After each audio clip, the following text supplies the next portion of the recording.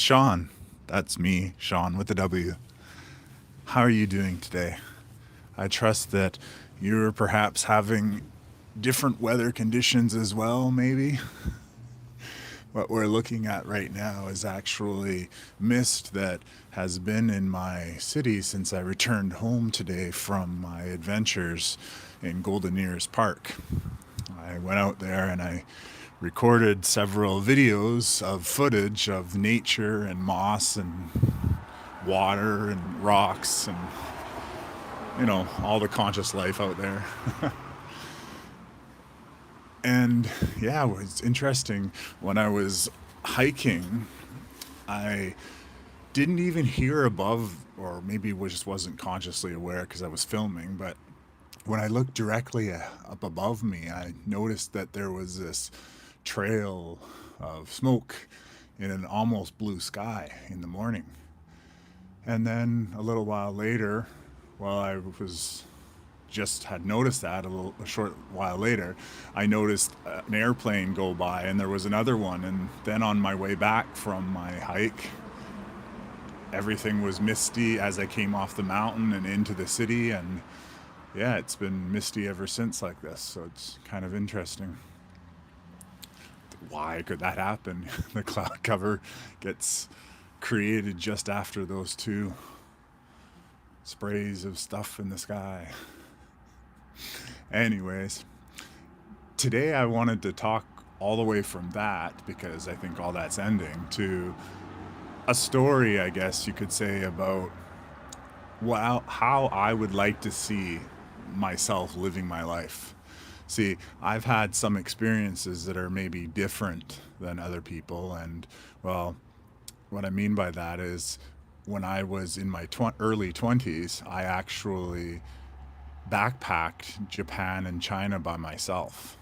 And I lived in China for by myself portion for a little over a month, and I backpacked all around and did the same thing with Korea a little bit, and Japan and China and Mexico. And I lived a lot of life by simply just living, like going from that one place to another. Now, in my life back in Canada, I of course had my job that I went through 9 to 5 type of deal, or in some cases it was the night shift in retail. And so I had my life of slaving away within that type of existence.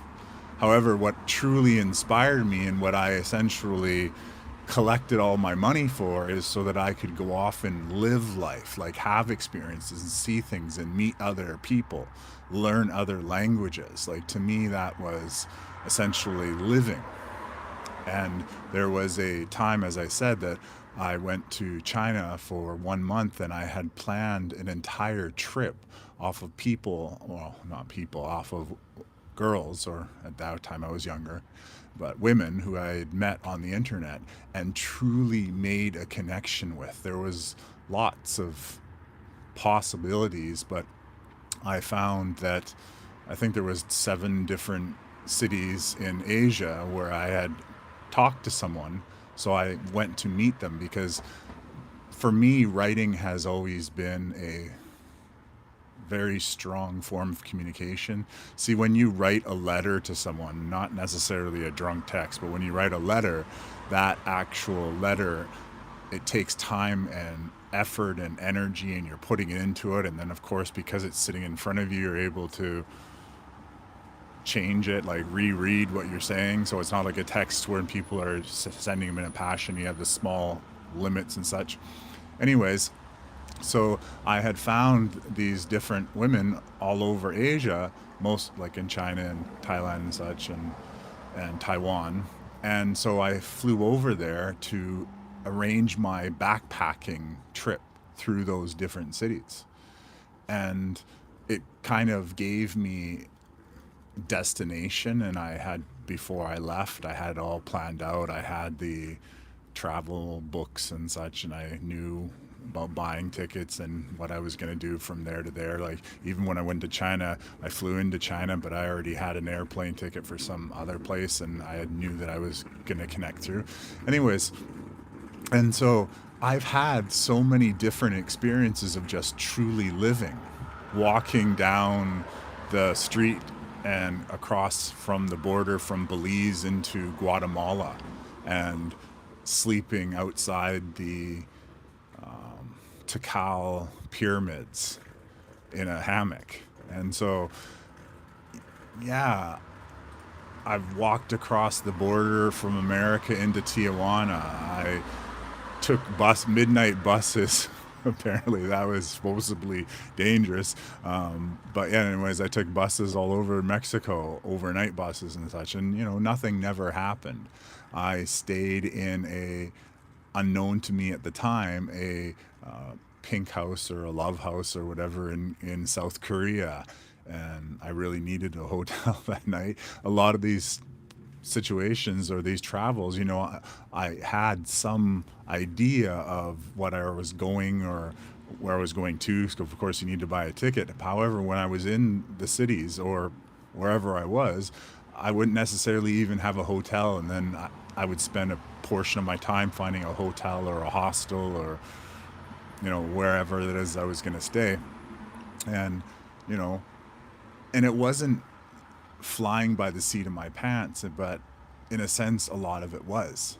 And so that's how I truly see people living. Like, there's this TV show called Pokemon. It's a cartoon and a card trading game. But anyways, there's this show called Pokemon, and essentially it's about a group of people who train and they're Pokemon, and they travel all over, and that's just their life. They're just living, and they go from day to day, and the adventure is to go forward within life. And I guess why I tell this story is because I believe this type of life can and will be possible for those who wish to have it. See, I think part of the matrix is to get us trapped into a routine, and that routine has essentially a security and a safety to it. And then the fear of loss is given to us so that we fear losing that safety. And so therefore we stop moving forward. I remember specifically one of my friends just turning to me and saying, I don't know how you did it.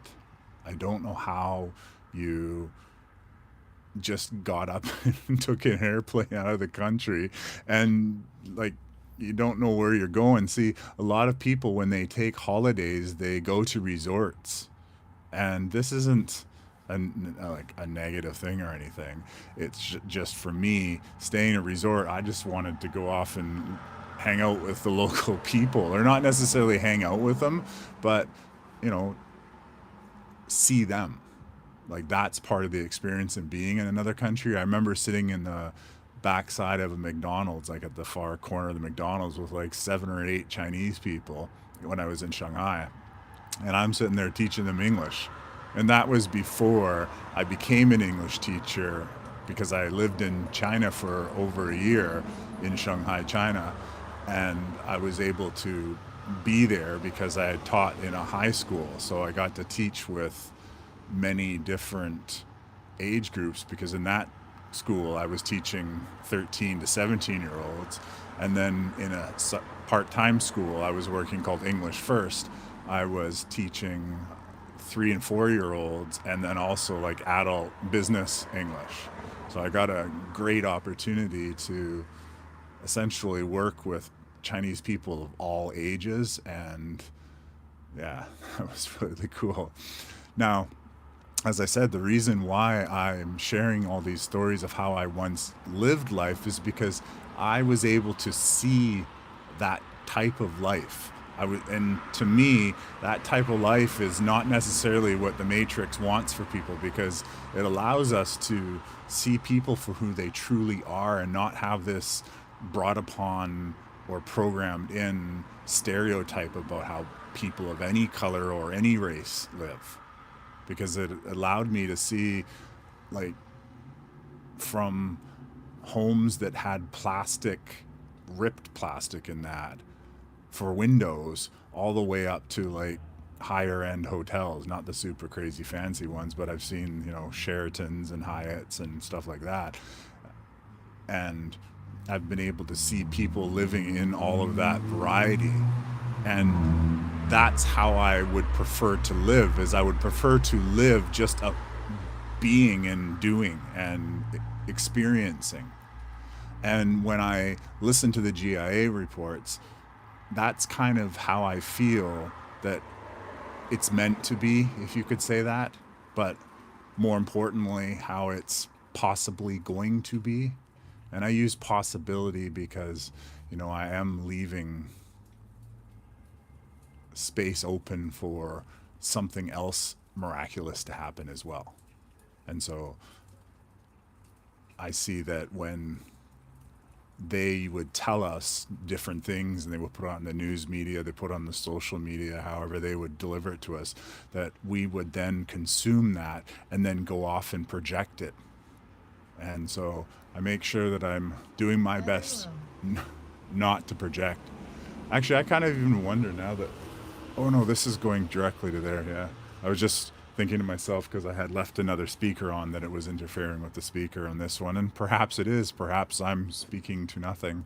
But so that's how I would like to live, is I would like to be able to just travel and share and record videos of different places like Egypt and the Sphinx. And I would like to go to, well, Avalon. I was talking to someone recently about that. I'd love to go to Avalon. I feel it's present, just perhaps higher vibrational frequency is kind of like the key to get there. And then I would definitely love to take a submarine under the ocean and view one of the cities that's supposedly underneath the ocean.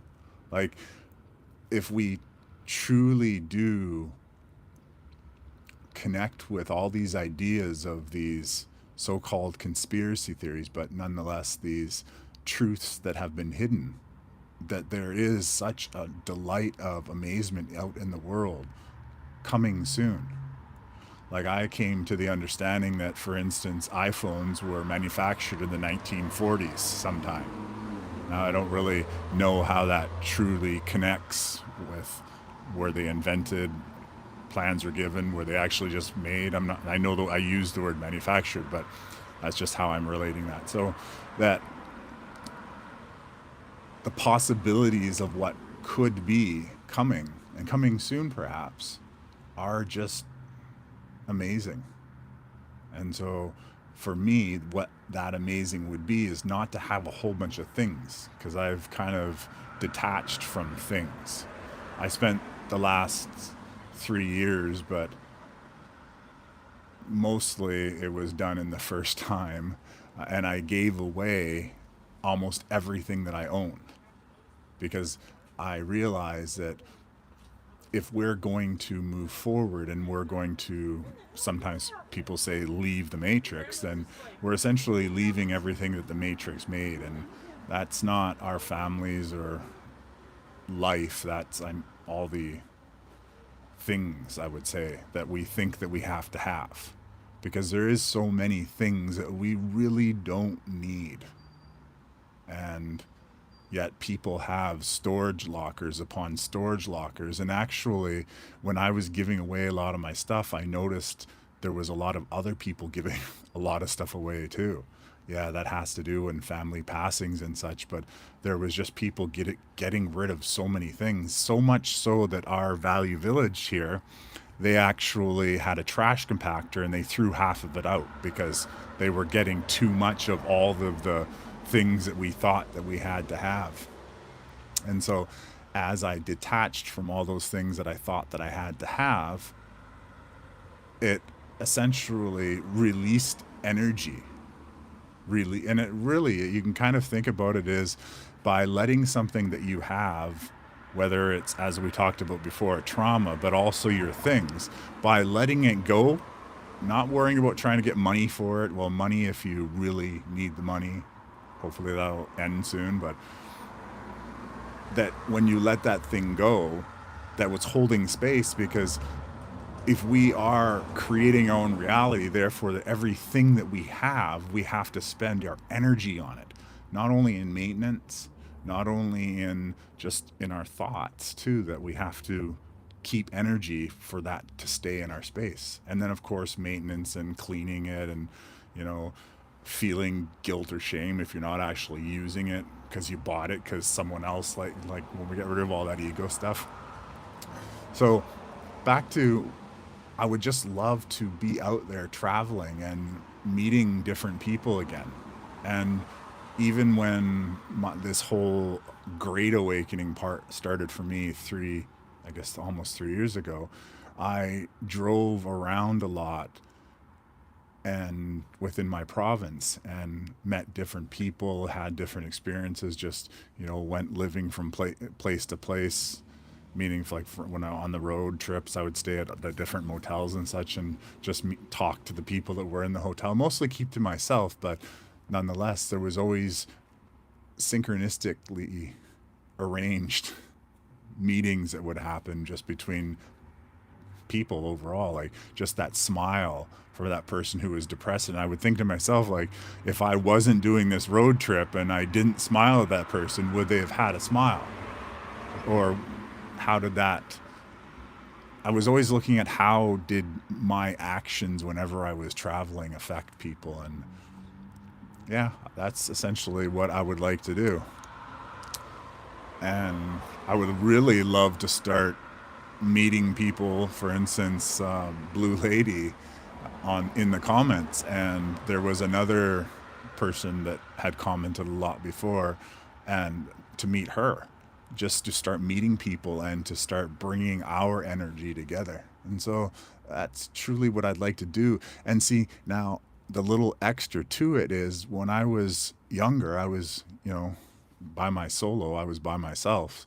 Now I'd like to bring my son with him, and well, son with him. I would like to bring my son with me and show him how it is to actually live in the moments of now on a journey adventure, just like how they did on the Pokemon show.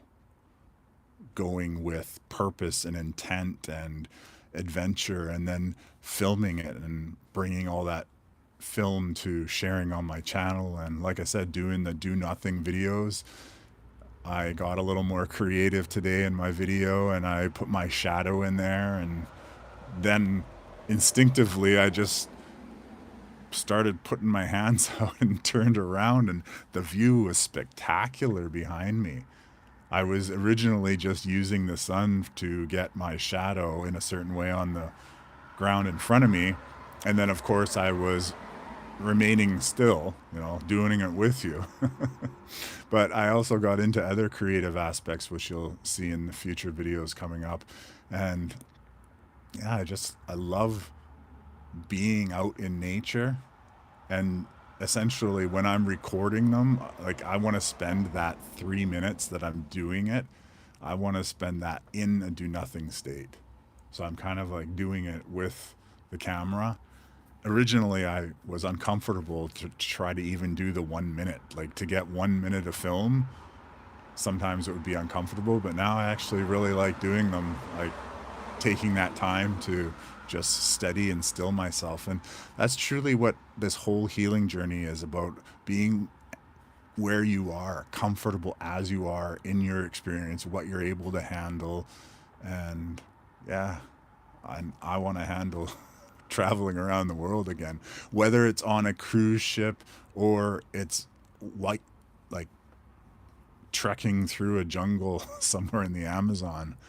Yeah, I want to try and experience it all. And I honestly feel that as we heal individually, collectively, our realities will start to improve, bringing people together through community and such, and working on forgiveness with one another. And one of the things that actually I feel is an easy version for healing, you can say, is being creative, like expressing creativity through creating something new.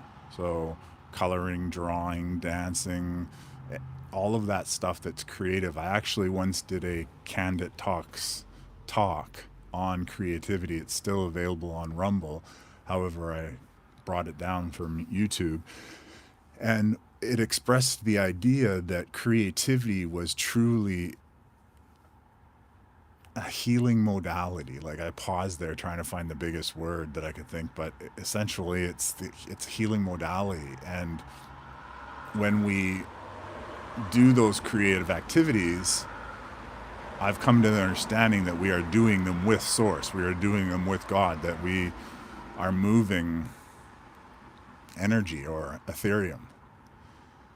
And yeah, so I'm going to stop that part right there because, see, I was going, as I mentioned before, off on another tangent. And I want to get right back to what I want to do. And I truly feel as if we start aligning ourselves more with the lives that we want to live rather than the lives that, you know, we were controlled to be a part of. And that's really how I'm coming to see a lot of what the most recent GIA report is, that we lived in a reality where we were pretty controlled as people, as Homo sapiens, and that we were controlled, but also that everyone else was too, in a sense that reality was controlled.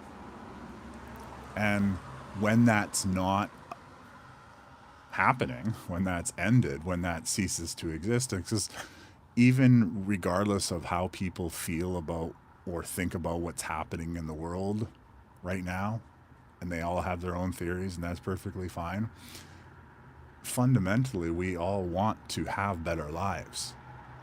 And I think that moving forward, we're going to start to realize that we all want that. And then that's what brings the change, and people start doing things that they didn't do normally, and they find this new way of doing it is very beneficial, and more people just start doing things that are only beneficial. And, you know, that's where we move out of duality. Duality being that there has to be a good and a bad. So there has to be a right and a wrong. There has to be a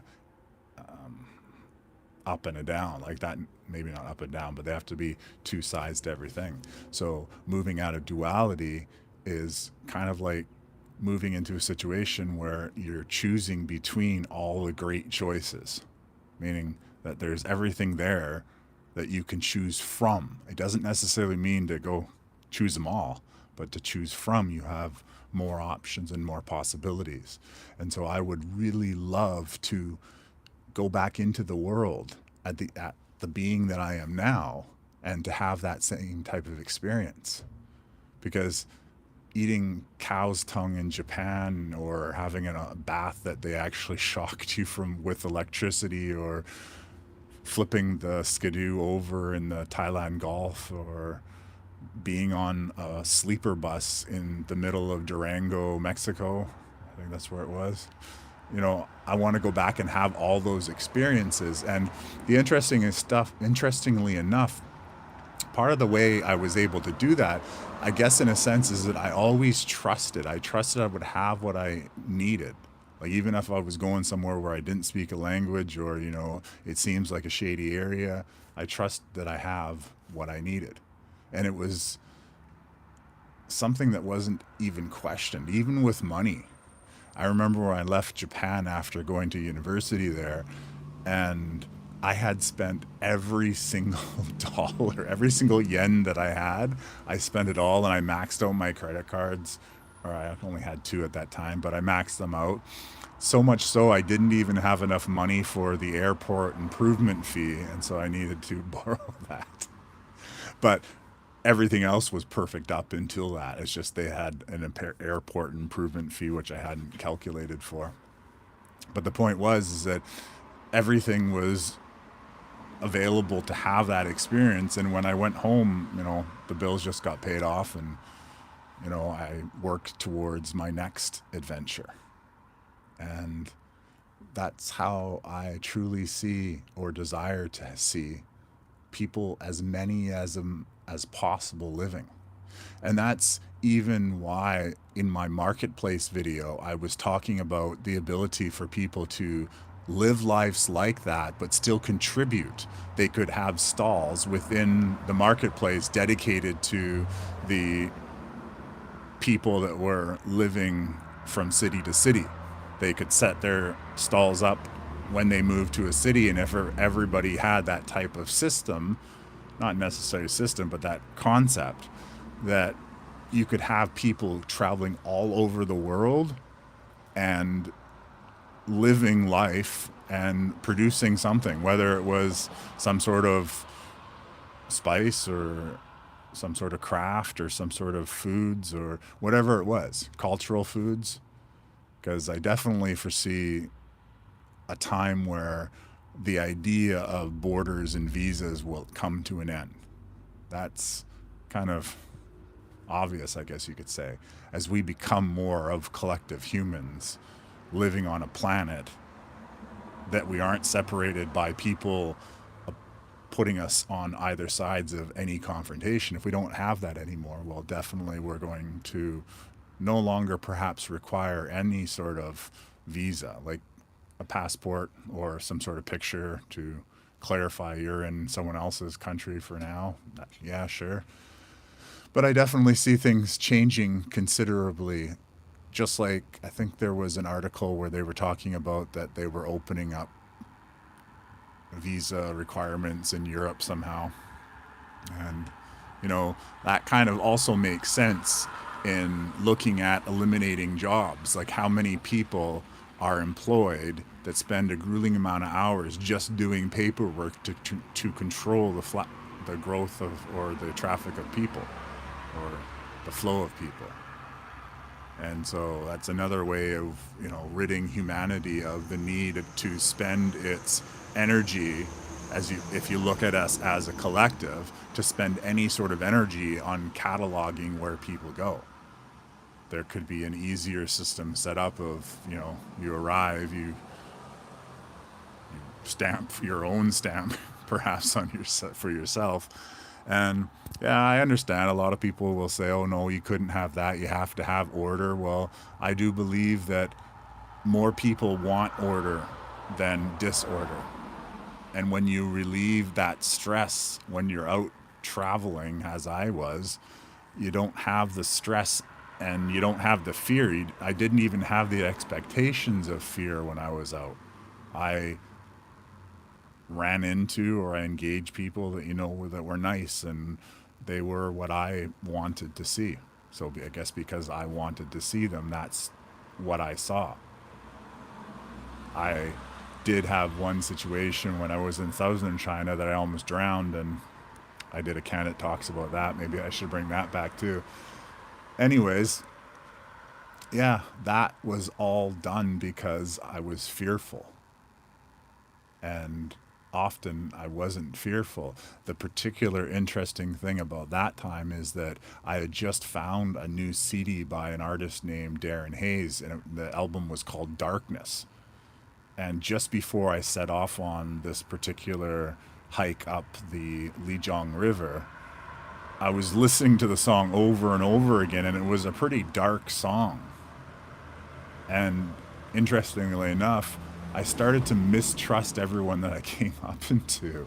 And yet I still continued listening to the song. It was just the album only had a couple good songs, but yeah, I kept listening to him over and over again. And normally he was a very upbeat, poppy type of person with his music, to the moon and back. And anyways, this album was pretty dark, and he admitted it as well in some sort of interview that he was going through a troubled time when he created this. And it was interesting how the transference of that energy into mine, and that was one of the experiences I had that was very interesting, almost drowning.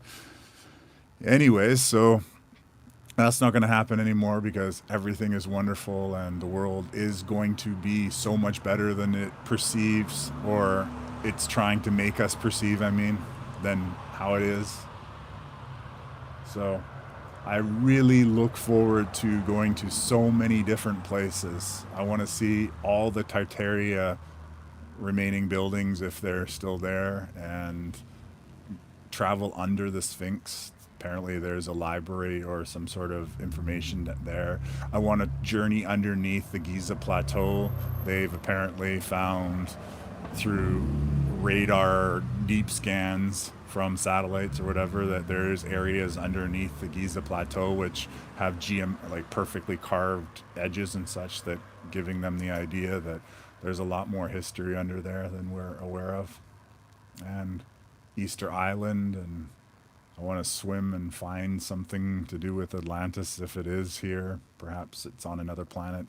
But, anyways, there's a lot of things that I want to do. But first, I want to start off by just traveling and sharing and meeting and going where, Source tells me. So, thank you so much for sharing your attention with me and this fog that has been here all day. And normally, I don't think we've ever had fog like just roll in off the mountain and follow me down home. So yeah, this is, and it's been here for all day. Like there was started off with a blue sky in the morning, and now we have this. So I appreciate it. It made a really good backdrop for the camera, and like I said, hopefully you gain something. Hopefully, I know I gain something because when I do talk like this, a lot of times I also listen to myself, so I hear what I say, and sometimes I am pretty interested in the things I say. I don't know if that's goes proper, but anyways, thank you so much for sharing your time with me, and I look forward to, reading the comments. Have a great night.